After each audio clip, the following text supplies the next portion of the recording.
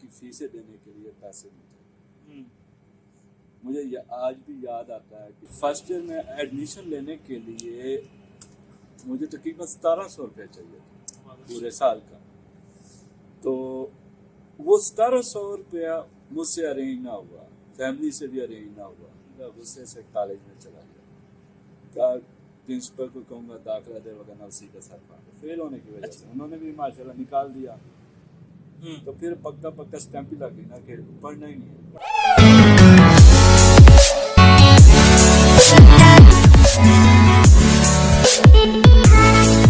السلام علیکم ناظرین, میں آپ کا host Hafiz Naveed zero to hero YouTube channel سے ایک بہت ہی کمال کی سٹوری لے کے آپ لوگوں کے سامنے حاضر ہیں. ایک ایسے بندے کی سٹوری جس نے فائنینشیل کرائسس کی وجہ سے اپنا چھوٹا سا قصبہ چھوڑا, میلسی سے شفٹ ہوا لاہور میں, اور جب لاہور آیا تو کوئی آمدن کا ذرائع نظر نہیں آیا تو ویٹرنگ شروع کر دی. تو ایک ایسے بندے کی کہانی جس نے ویٹرنگ سے پروفیسر تک کا سفر طے کیا. آج ہم آپ لوگوں کے ساتھ تعارف کروائیں گے مسٹر مجاہد عبدالغفار کا, جو ماشاءاللہ گورنمنٹ کے ایک ادارے کے اندر ایز اے پروفیسر لیکچرار ہیں اور اپنی ایک ٹریڈنگ کی کمپنی بھی ماشاءاللہ چلا رہے ہیں. یہ میرے بہت پرانے دوست ہیں. تو چند سال پہلے جب مجھے پتا چلا ماشاءاللہ انہوں نے بڑی نمایاں کامیابی حاصل کی, تو میری دل کی خواہش تھی کہ ان کی سٹوری آپ لوگوں تک لازم پہنچائی جائے. مجھے ان کی اسٹرگل کا پتہ ہے کہ کس طرح سے انہوں نے اسٹرگل کی. جب میری پہلی ان سے ملاقات ہوئی تو ایک جگہ یہ ہمیں سرو کر رہے تھے.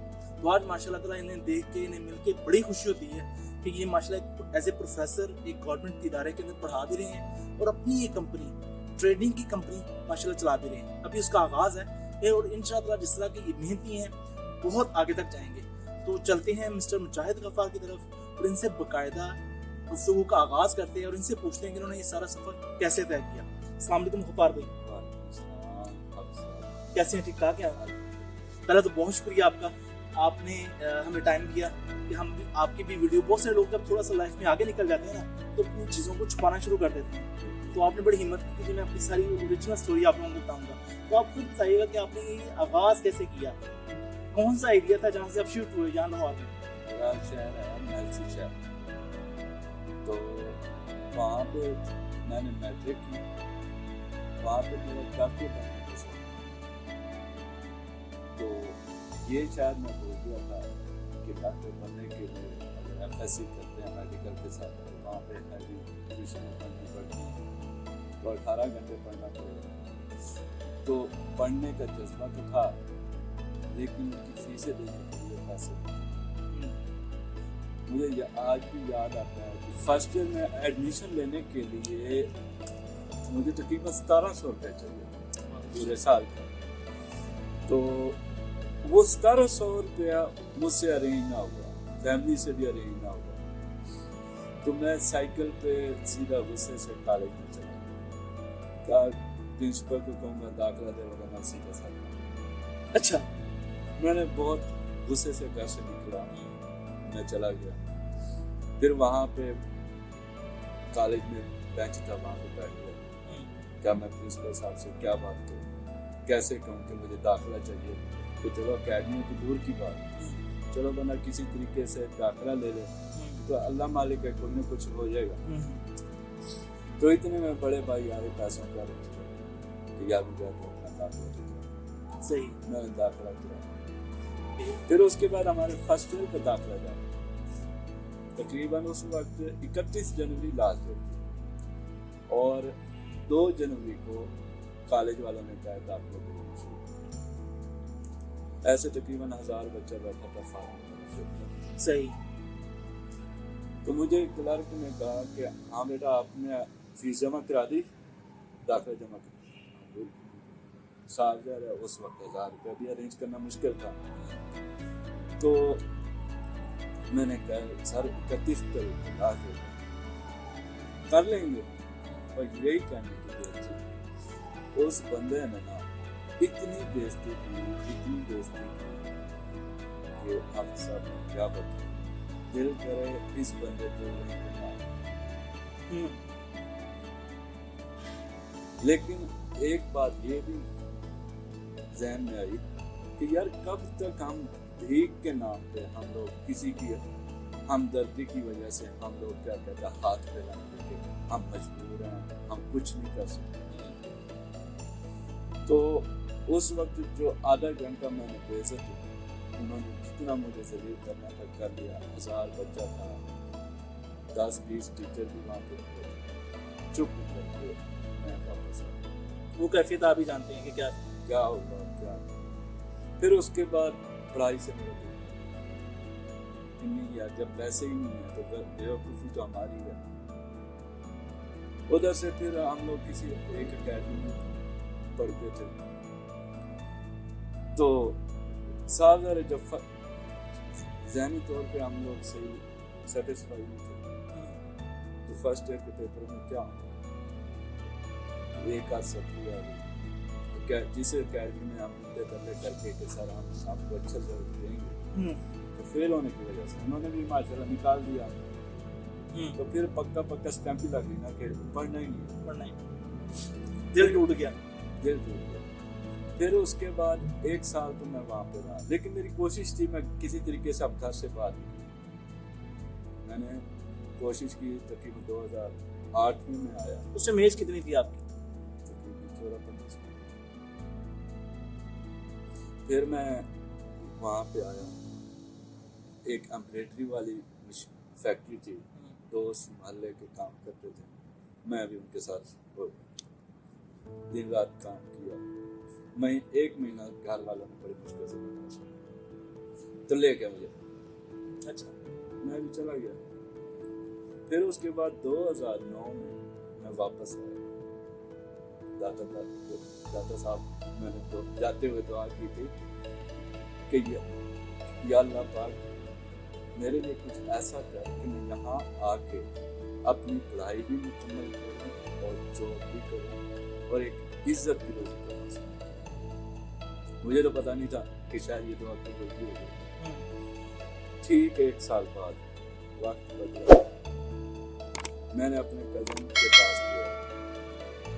وہاں پہ میں نے تقریباً 3 دن مزدوری کی. تو انہوں نے مجھے 300 روپے دیا کہ لو مجھے آپ کا حصہ. ان 300 روپے دے کے میں ماموں کو دیا, ماموں مجھے لوٹا دیا. تقریباً میں 1 دن ان کے پاس رہا. اگلے دن ماموں نے ہوٹل کو دیکھنے کے لیے جہاں پہ آپ کی ملاقات ہوئی تھی. بس پھر وہاں پہ کام کرنا شروع کر دیا. وہاں پہ جب میں ٹیبل صاف کرتا تھا, لوگوں کے آرڈرز دیتے تھے, تو ایک عجیب سی کیفیت آتی تھی کہ یہ ساری زندگی میں نے یہی کام کرنا. میں آج کچھ کر سکتا ہوں. ٹھیک ہے, ایک دفعہ پڑھائی میں ہم نے فلاپ ہو گیا, ٹھیک ہے, لیکن اس کا مطلب یہ نہیں کہ ساری عمر یہی کام کرتا رہی. پھر میں نے سوچا کہ مجھے ایسی پڑھائی کی طرف جانا چاہیے کہ جس میں مجھے پڑھنا ہی نہ پڑے. Very good. اچھا, کہ جو پڑھنے کا ٹائم ہو وہ میں کام پہ دھیان دوں, کسی طریقے سے میں کسی کالج میں اٹیچ ہوں. صحیح. تو پاکستان میں ایک ہی کالج ہے, پرنٹنگ اینڈ گرافک آرٹس. تو اخبار میں ایڈ آیا تھا, میں نے پڑھا, ماموں نے کہا یہاں پہ کام کیا. میرے بھی ذہن میں تھا کہ ماموں کی بڑی رہنمائی رہی آپ کے ساتھ. ماشاء اللہ تعالیٰ صحت دیا. تو ویسے تو ماموں کے بہت احسان, یہ خوشی ہوتی ہے. تو جب انہوں نے مجھے کہا کہ ادھر داخل ہو گیا, تو پھر میں نے پیسے وغیرہ اکٹھے کیے داخلے کے لیے. حافظ صاحب, اس کے بعد میں نے کبھی یہ نہیں سوچا کہ یہ بندہ مجھ پہ احسان کرے گا, یہ میری فیس ڈسکاؤنٹ کرے گا تو میں پڑھوں. پھر اس کے بعد میں نے اپنے آپ کو اتنا قابل کیا کہ کسی کی طرف ہاتھ نہ پھیلاؤں. اگر کہیں پہ 500 روپے خرچہ ہے تو میں وہاں پہ 1000 کا ارینج کر سکوں. کہیں پہ 10,000 ہے تو میں 10 سے 12,000 کا ارینج کر سکوں. تو میں نے کالج میں ایڈمیشن لے لیا. رات شام 4 بجے ڈیوٹی پہ جاتا تھا اور صبح 4 بجے آفس آتا تھا. وہ سوپ والی دکان. اور تقریباً 4:30 بجے اپنے کمرے میں پہنچ گیا. 2.5 گھنٹے تقریباً 1.5 سے 2 گھنٹے میں سوتا تھا. پھر کالج آ جاتا تھا. آدھا گھنٹہ میں جاتے آتے لگ جاتا تھا. फिर उसके बाद कॉलेज में आया, चलो भाई पढ़ना शुरू कर दिया। पढ़ना क्या शुरू कर दिया, पूरी रात तो जागते रहते थे, दिन को सो जाते थे, कॉलेज में ही क्लास के अंदर ही सो जाते थे। तो मैं अक्सर ना अपने आप को ऐसे चक्की डाल के करता था कहीं जोर से कि मुझे यार किसी तरीके से नींद आ रही। फिर भी इंसान था, हाथ से पेंसिल भी छूट जाती थी, किताबें भी कभी कभी गिर जाती थी, और कभी कभी ज्यादा नींद काम करती थी, क्लास छोड़ के ऊपर जाके चेयर पे बैठ के सो गया कि जहाँ पे कोई भी ना। दोस्त मजाक उड़ाते थे इस बात का? हाँ, हमारे टेक्निकल में थोड़ा सा तो मैथ होता है, जरा टफ होता है, वो बच्चों को जरा मुश्किल समझ। सही। अब जब वो सर क्वेश्चन कराते थे तो मैं पहले लिख के बैठता था। अगर क्लास में कोई क्वेश्चन किसी को नहीं आता था तो मैं समझा भी देता। फेलोज को सपोर्ट करते थे आप? क्लास फेलो मुझे अक्सर कहते थे कि मुझे तू झूठ बोलता, तू जॉब नहीं करता। आप कॉलेज के बाद अकेडमी पढ़ते हो और रात को फिल्में देख के सोते नहीं हो, फिर यहाँ पे आके मुझे पूरी करते हो। जो क्वेश्चन वो जो भी पूछते थे मैं फौरन करके दे देता, लेकिन कोई ये बात मानने को तैयार ही नहीं था कि मैं काम करता। उन्हें ये था कि इससे सब कुछ आता है, ये अकेडमी पढ़ता है, किसी अच्छी जगह। तो वेटरिंग कितना अर्सा किया? वेटरिंग मेरी तकरीबन 3-4 महीने की थी उसे, और अभी भी कंटिन्यू चल रही थी उस वक्त। फिर उसके बाद एक क्लास फेलो ने कहा कि मुजाहिद आपका मैथ अच्छा है तो आप पढ़ाते क्यों नहीं? मैंने उसे कहा यार हमारे शहर में ना स्कूलों में जो टीचर्स अप्लाई करते हैं तो 2000-3000 का सारा महीने का मिलता है, तो मुझे यहाँ पे क्या मिलेगा? सही है। तो उसने कहा कि यार कोई बात नहीं, यहाँ पे लाहौर है, यहाँ पे अच्छा पे है। अच्छा चलो आपके कहने पे अप्लाई कर देते हैं। मैं यहाँ पे एक अकेडमी है इकबाल में, वहाँ पे गया, मैडम से मुलाकात की। मैंने कहा मैं इस तरीके से आपके अकेडमी में पढ़ाना चाहता हूँ, मैट्रिक मेरी माशाल्लाह बेस है। अच्छा। तो ऐसे लगता था कि जैसे मैंने एमफिल किया हो। वहाँ पे उन्होंने कहा ठीक है आप 4 बजे आओ। मैं 4 बजे गया, नहीं आप सुबह आए। मैं सुबह आया, तीसरे टाइम में मुझे कहते हैं सॉरी हमारे पास सीट नहीं। मुझे गुस्सा आ गया। मैंने कहा यार अगर एक बंदा 12 घंटे होटल पे काम करके कॉलेज में पहली पोजीशन पे आ सकता है ना, उसके लिए ये अकेडमी के पास जाना कोई जरूरी नहीं है। वो जहाँ मर्जी खड़ा हो के अपना टैलेंट यूज कर सकता है। Very good, very good. मुझे उस बात पे गुस्सा आया और मैं फौरन कमरे में गया, अपने फ्लैट के बाहर मैंने अकेडमी का पोस्टर लगाया और वहाँ पे बच्चे आना शुरू हो गए। 3-4 अकेडमी मैंने खुद आपकी देखी है माशाल्लाह। तो फिर इस तरीके से सिस्टम चल पड़ा। फिर जब कॉलेज वालों को पता चला, हमारे प्रोफेसर आरिफ साहब, तो उन्हें पता चला कि मुजाहिद होटल का काम छोड़ के मैं अकेडमी पढ़ाना शुरू कर। उन्होंने मेरे क्लास के बच्चों को कहा कि देखो आपने मैथ किसी न किसी जगह पे जाके पढ़ना ही है ना, वहां पे भी तो फीसें देनी है, क्यों ना आप मुजाहिद को सपोर्ट करो, आप इसके पास जाके पढ़ो। मेरी क्लास के काफी सारे बच्चे मेरे पास आके फीसें देते और अल्लाह ताला रास्ते बनाते गए। रास्ता बनाते गए। फिर 2 साल हो गए, 3 साल।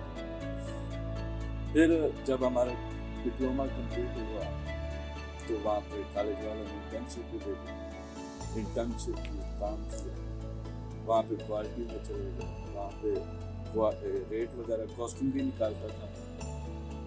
यहाँ तक कि अल्लाह ताला ने उस फैक्ट्री में भी इतनी इज्जत दी कि अगर मैं मशीन के पास भी जाता था तो मैनेजर मेरा हाथ पकड़ के कहते यार मशीन बंद होती है तो कोई काम नहीं करता। लेकिन मेरा शौक था कि यार मैं काम सीखूं। फिर मेरे दिमाग में फिर आया कि यार सारी जिंदगी मैं घर से बाहर रहूंगा तो फिर मैं ये क्या कहते हैं फैक्ट्रियों में काम करूंगा, अपनी तो फैक्ट्री बना नहीं सकते। फिर मैं ये धक्के खाता क्यों ना मैं फिर मैनेजर की सीट पे,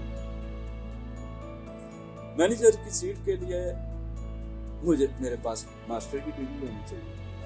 मैंने कहा चलो میرا میتھ اچھا تھا تو میں نے سوچا ہمیشہ نا مجبوری کے تحت فیصلہ. اب میں اس دفعہ اپنی دل کی میں میتھ میں ایڈمیشن لے لوں.